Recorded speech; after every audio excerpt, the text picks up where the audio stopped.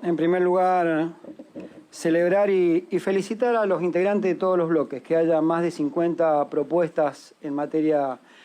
de licencias, de cuidados, de generación de derecho, habla bien de todos independientemente de que unas puedan ser mejores o peores, pero que haya más de 50 iniciativas y de diversos bloques, lo primero que quisiera hacer es felicitar a los integrantes de todos los bloques. En segundo lugar, han sido muy claras las exposiciones en el desarrollo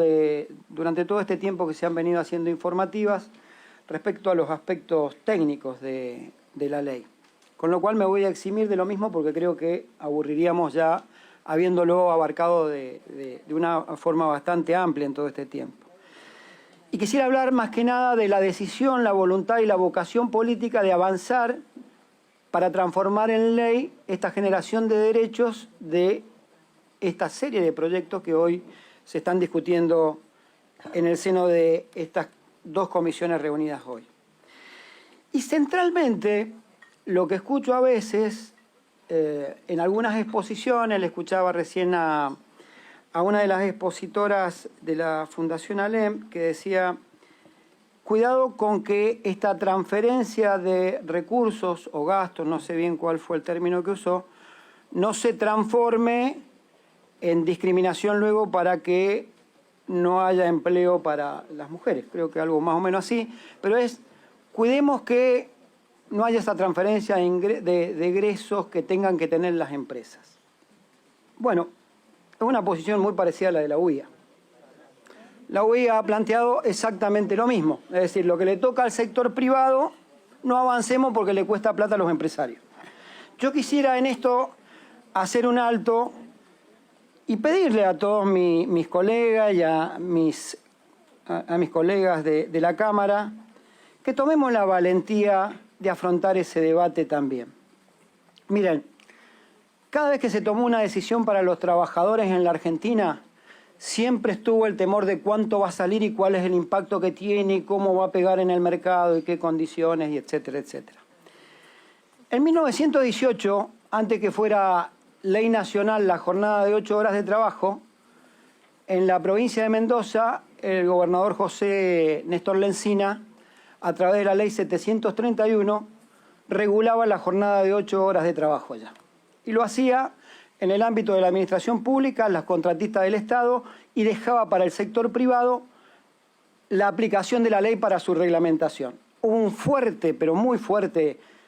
presión del sector empresario para que así no fuera. Sucedió a José Lencina, a su hijo Carlos Washington, y el tercer gobierno del radicalismo ahí, el de Orfilas, el que termina en 1926, regulando la ley. Quiere decir que antes que fuera ley nacional, un radical,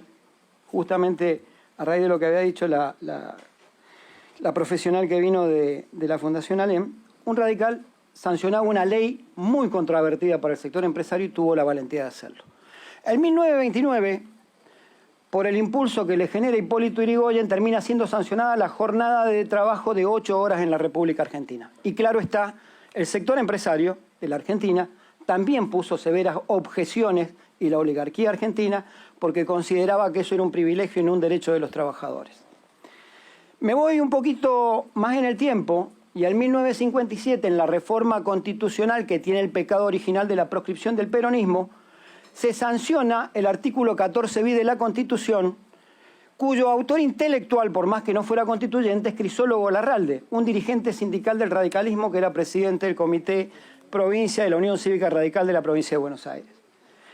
Y ese artículo 14 establece, entre otras cosas, la participación en las ganancias de las empresas de los trabajadores y participa también en la dirección y administración de los procesos de producción de la empresa. Vaya tamaño desafío que tomaron algunos cuando el sector empresario decía esto es el acabose. Este pecado original es subsanado con la reforma del 94, donde se ratifica el artículo 14 bis de la Constitución, con lo cual tiene la legalidad y legitimidad de haber sido una convención constituyente convocada en democracia que resolvió la ratificación. Luego, en 1958, Arturo Frondizi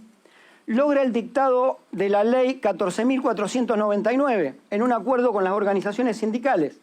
que establece que el haber jubilatorio será el equivalente al 82% del sueldo de un trabajador en actividad.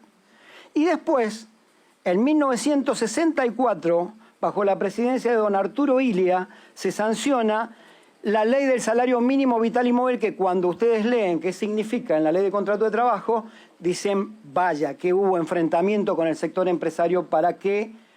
esto salga así. Ni hablar la política en materia social y laboral que impulsa el peronismo a través de diversos instrumentos, como son la negociación colectiva, el aguinaldo, las vacaciones pagas, el Código de Trabajo de Norberto Centeno, que lo explicaba y lo realzaba recién mi compañero de bloque Hugo Yasky. Luego la ley de contrato de trabajo sancionada casi por unanimidad en el gobierno de Alfonsín entre el peronismo, el radicalismo, y creo que hubo 2 votos en contra y me parece que eran de la UCD, pero por supuesto la UIA también estaba presente en la negativa. Síntesis, cada vez que hubo un derecho para discutir para los trabajadores, hubo una fuerte presión y una fuerte negativa de los sectores empresarios. ¿Por qué? Y porque nos quieren sin derecho a los trabajadores, por un lado. Y por otro, mientras no tengamos derecho y no tengamos organización, somos presa fácil de cualquier presión para desmejorar nuestra condición de trabajo con nuestra condición de vida.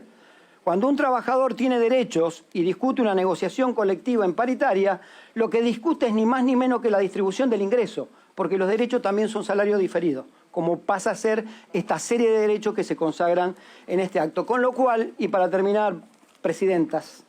quisiera pedir que con coraje y con valentía, el mismo que tuvo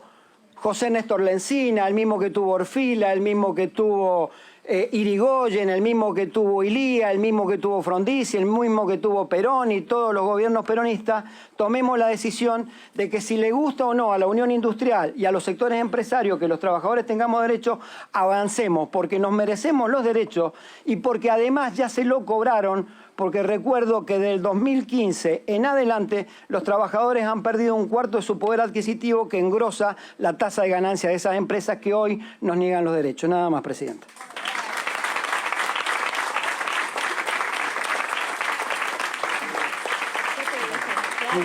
Gracias.